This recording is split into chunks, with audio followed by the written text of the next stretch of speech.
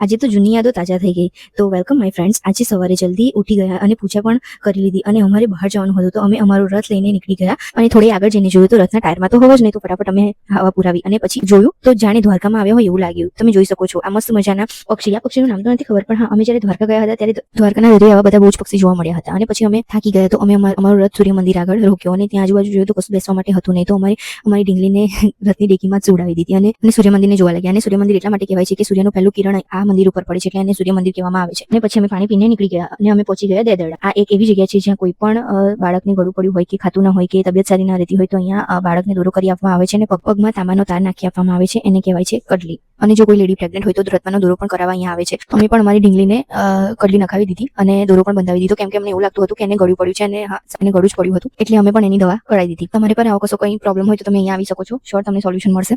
પછી અમારી સવારે નીકળી પડી ઘર તરફ. થોડા આગળ જઈને જોયું તો મસ્ત મજાની માટલાની દુકાન હતી. તમે જોઈ શકો છો યાર, એટલા મસ્ત મસ્ત બધી વસ્તુ હતી, બોટલ ને બધું બહુ સરસ સરસ હતું.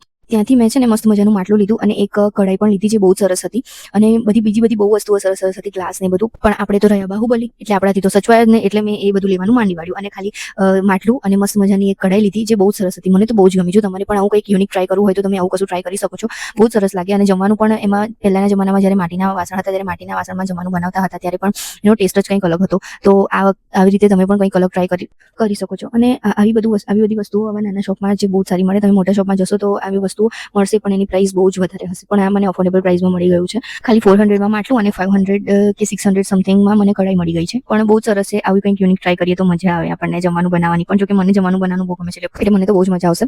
અને ભાઈ અમને સરસ રીતે પેક પણ કરી આપ્યું હતું, કેમ કે અમે અમારો નાનો રથ લઈને નીકળ્યા હતા, એટલે અમને સરસ મજાનું પેક કરીને મૂકી પણ આપ્યું હતું. અને તમે જોઈ શકો છો કેટલા મસ્ત મસ્ત ગ્લાસ અને કપ ને બધું છે. પછી અમે નીકળી ગયા ઘર તરફ.